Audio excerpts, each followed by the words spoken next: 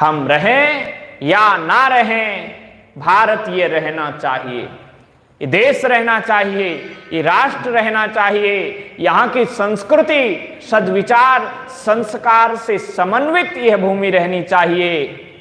हम रहें अथवा ना रहें, इस भावना से जब कोई भी कार्य किया जाता है तो निश्चित रूप से सफल होता है। अगर आपके प्राण चले भी जाएं तो कार्य सफल है, क्योंकि आपने एक आहुति दी है।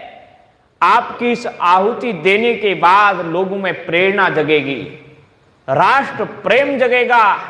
जब वो आपकी कथा सुनेंगे तो उन्हें एक प्रेरणा प्राप्त होगी कि अमुक व्यक्ति ने देश के लिए, राष्ट्र के लिए, गौ माता के लिए अपने प्राण न्यौछावर कर दिए थे।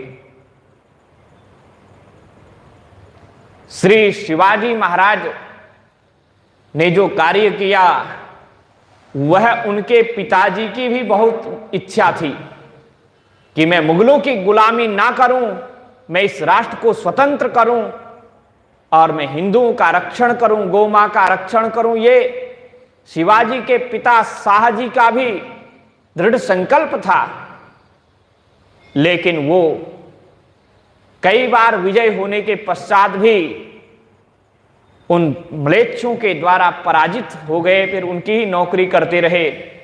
लेकिन अंतःकरण में ये था कि कोई तो इस देश का उद्धार करे, कोई तो ऐसा जन्मे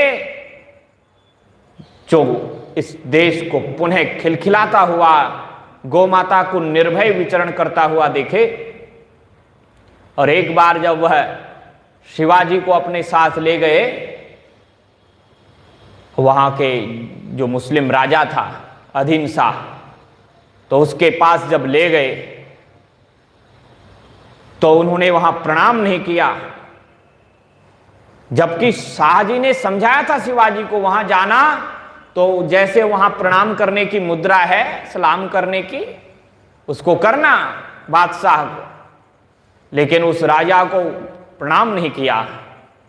उस दिन उस मुस्लिम राजा ने कहा कि चलो ये बच्चा है, अभी जाने दो। बाद में शाहजी ने कहा कि तुम्हारी माँ ने तुम्हें संस्कार नहीं दिया प्रणाम करने का, मैंने तुम्हें कितनी बार समझाया था वहां जाके प्रणाम करना, दृष्टि उठा के मत देखना, नीचे दृष्टि रखना, कुछ नहीं आता तुमको। वो तो उसने बच्चा समझ के छोड़ दिया। तब शिवाजी ने ये बात कही थी, पिताजी मुझे ये मालूम है कि किसे प्रणाम करना चाहिए, मेरी माँ ने मुझे बताया है कि कहाँ शीश नवाना, और इसलिए मैं वहीं शीश नवाऊंगा जो भारत माता से प्रेम करेगा।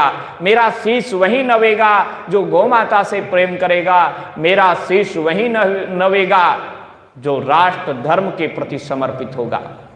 मैं इन म्लेच्छों के आगे अपना शीश नवाने वाला नहीं हूं पिताजी। जो योग्य होगा, राष्ट्रभक्त होगा, देशभक्त होगा, भगवत भक्त होगा, उसके सामने मैं नाग भी रगड़ दूंगा। और रास्ते में आते वक्त उन्होंने देखा कि एक म्लेच्छ गौ को रगड़ करके चौराहे पे ला रहा था। ये दुष्ट लोग जो है केवल गौ को नहीं मारते, हमारे अंतःकरण में रहने वाले जो गौ माता के प्रति श्रद्धा है, उस श्रद्धा को मारने का प्रयास करते हैं। एक बंदे कमरे में नहीं, एक खुले चौराहे पे मारते हैं कि सब देखें, सब भयभीत हों कि तुम्हारी क्या दुर्दशा हो रही है। तब शिवाजी महाराज ने जब ऐसा देखा तो जाकर के तलवार उठाई, उस आतताई उस म्लेच्छ का वहीं शिरच्छेद कर दिया। जय जयकार हो गया था। अवस्था क्या थी उनकी? 8 वर्ष की अवस्था थी। 8 वर्ष की अवस्था में ये पराक्रम शिवाजी महाराज ने दिखाया था। क्या उनका इतना बल था? क्या वो इतने बड़े ताकतवर भी नहीं थे? अभी तो बच्चे थे, लेकिन हृदय में जो श्रद्धा थी, जो बल था, दृढ़ संकल्प था, उसी दृढ़ संकल्प के कारण उन्होंने उस म्लेच्छ का शिरच्छेद किया। तो क्रिया की सिद्धि संकल्प से होती है, सुंदर विचार से होती है। सेना आगे गई है,